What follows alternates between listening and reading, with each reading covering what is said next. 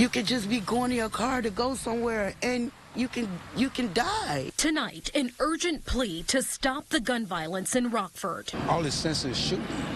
Why is this going on? That's all I want to know. 3 shootings, 3 locations, all just hours apart. You heard all the gunshots.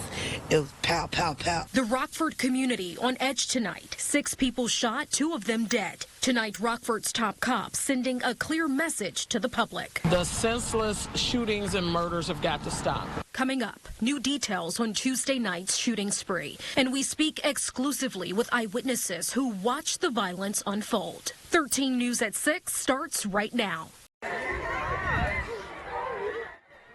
Last night, our wonderful Waukesha parade became the scene of a horrific tragedy. A holiday tradition turns tragic. Last night, that parade became a nightmare. Waukesha's Christmas parade became a crime scene.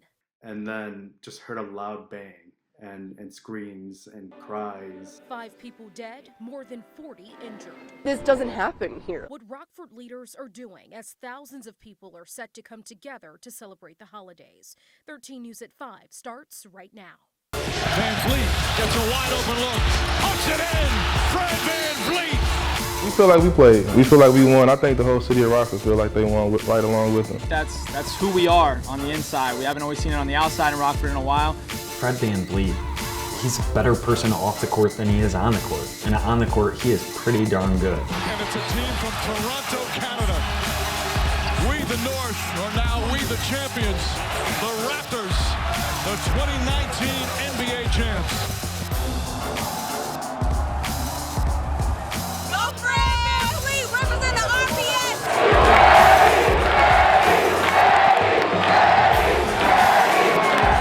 Raptors, it's for you, baby! Good evening and welcome to 13 News at 6. I'm Taylor Utzig. And we begin tonight with breaking news coverage. The Illinois EPA calls on the Attorney General to pursue legal action against Chemtool for that fire that is still burning tonight. We're also waiting for a breaking update regarding the fire at a press conference that is scheduled to start any minute now. And the Chemtool plant is still smoldering tonight. We begin with that breaking story. It's now on its 4th day. The 1-mile evacuation still in effect tonight. This is what it looks like from above today. Parts of the fire still burning. The catastrophic fire looks different each day, but one thing still remains. People are still forced out of their homes. We did learn that residents affected by the fire can now get reimbursed by Chemtool. We will have more information on that coming up later in this newscast. We are, though, waiting for this, a live press conference to start in about 10 minutes. Originally scheduled for 5, then moved back to 5:10. We have asked officials questions all day, but they have not been answered. The number one question on the minds of people inside that evacuation zone, who live inside that evacuation zone, when can they go home? We will bring you this press conference once leaders start to speak. Also happening tonight, just outside of the evacuation zone, this is a live look at Old Settlers Days. Thousands of people will come to this festival, which was originally inside the evacuation zone, drawn by officials on Monday and shared on social media. Now it's not. It's not within that 1 mile of a plant. Here's how close Old Settlers Days is to the evacuation zone. The red circle you see, the mile radius. People who live in this area cannot go to their homes, but just to the south, you see that red dot on the Rock River. That is the Old Settlers Days location outside of the evacuation area. Good evening. I'm Kristen Crowley here with James Stratton, live outside Police District 1 headquarters here in Rockford, where a peaceful protest has ended chaotically here tonight with police and now launching what could be tear gas or smoke behind us right now. Yeah, haven't seen people coughing or anything with that, but you can see just in the last probably 5 or 10 minutes, we've seen that smoke, tear gas come from the line of police here at RPD District 1. This is where the protest turned violent. Rocks into windows here at RPD District 1. The main sign has profanity spray painted all over it. And judging by the way other people are coughing, that is tear gas right there. Yeah, we can definitely see there's another news crew here. Actually, I just had to break down and run. They're coughing, and this gas is, well, we were right in the thick of it, but we're near where police are, so hopefully we're far enough away so this gas is not going to affect us. But this was used to disperse the crowd. They've been telling people you need to leave or you will be arrested. An officer coming by right now to maybe talk with us. Yes, sir. Yes, sir. So we're going to move. That's my first question. Why did the vaccine not get to Winnebago County in a timely manner? Confused, angry, and frightened. Those are all words used when it comes to Winnebago County canceling COVID-19 second dose appointments. We'll introduce you to Linda Kenley later in the show, but first we need to get to some breaking news. Today we learned thousands of people waiting to receive their second dose of the COVID-19 vaccine will have to wait even longer. That's because a shipment of the vaccine that was supposed to be delivered to Winnebago County this week is delayed. Our 13 News reporter Lauren Baker is live tonight at the Winnebago County Health Department to tell us how many people this will affect. Lauren? Roughly 6,700 patients here in Winnebago County won't be receiving their second dose of the COVID-19 vaccine. So here's what you need to know about this upcoming winter. La Nina is in place, so that likely means an active winter. Could end up wetter than average, but that doesn't necessarily mean snowier. We could end up seeing plenty of rain showers and thunderstorms depending on the storm track. However, La Nina has brought us some of our snowier winters on record, so that's one thing to watch. And then be prepared for typical winter conditions. That means lots of week-to-week changes from milder weather back to cold and back and forth throughout the winter. However, some wild cards might be in play here, and those could lengthen those cold stretches or warm stretches. We may end up seeing long stretches of Arctic cold or milder conditions throughout the winter. Some of the worst storms that hit northern Illinois have produced snow, sleet, and freezing rain. Meteorologist Justin Ballard tracks the typical paths of these storms and what each one may bring.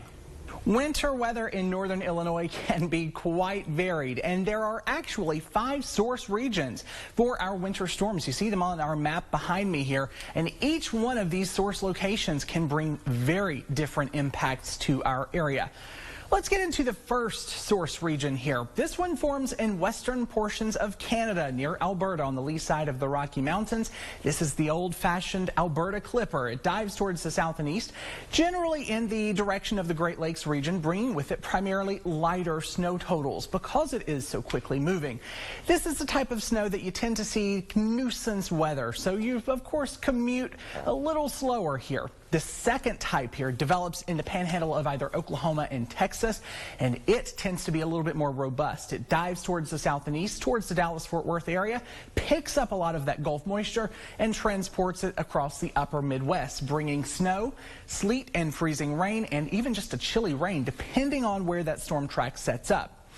As we take a look at this third round of winter storms here, developing in the western panhandle of Nebraska, moving up towards the north and east, and then diving back towards the east, towards the Great Lakes Basin, again bringing with it a myriad of winter precipitation, especially depending upon the track of the storm. The fourth storm type here develops in Colorado on either the northern or the southern side of the state, typically moving into Kansas as it kind of phases or merges as one larger storm system before pushing off towards the east, towards the Tennessee River Valley.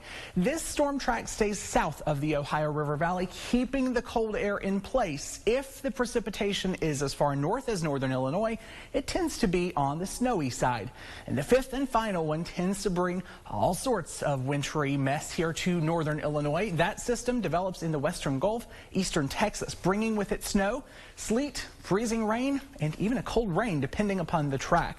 So, of course, our worst winter storms bring heavy amounts of snowfall to the area, as well as freezing rain and rain. For a look back at the biggest snowstorms in the state line, I send it over to Chief Meteorologist Alex Kirchner. Alex.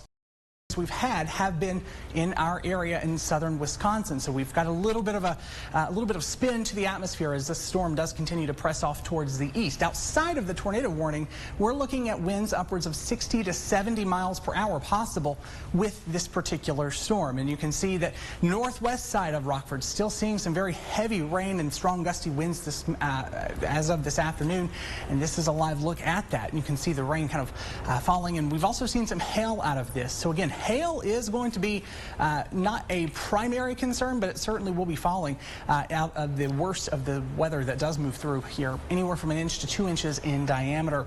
The winds by far will be the biggest concern. Obviously, also potential for spin-up tornadoes. So we've seen those tornado warnings pop up. And I can already see the National Weather Service that you're talking about. The greatest corridor for wind now is moving right into the greater Rockford area, expecting wind spread up to 80 to locally 90 mile an hour wind gusts with this system. So it is going to be a fairly powerful. Clearly a race we're going to have to keep a close eye on. With an election this big, you trusted 13 News to deliver. Those very exciting numbers in the Illinois 17th congressional district right now. Live team coverage from every angle, on every device. They could not call that election tonight. With the information that matters most to you. Let's get our first look now at exactly how this vote is breaking down. Something very interesting going on. As the latest unfolds, trust 13 WREX, your election authority. And new this year, WREX has exclusive election technology to give you a comprehensive look at the numbers tonight.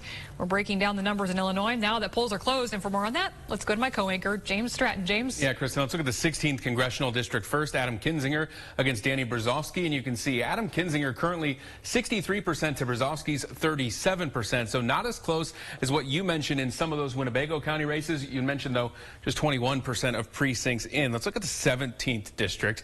You can see a lot closer of a race there. 50-50, just 43 votes between the two. You think your vote doesn't matter? Look at this race, just 29% of precincts in, but 43. You can probably fit 43 people on a football field, socially distanced right now, the way 2020 is going. But Esther Joy King to Sherry Bustow, still 50% between the two of them. We do have the Senate race as well, the U.S. Senate race between Dick Durbin and Mark Curran.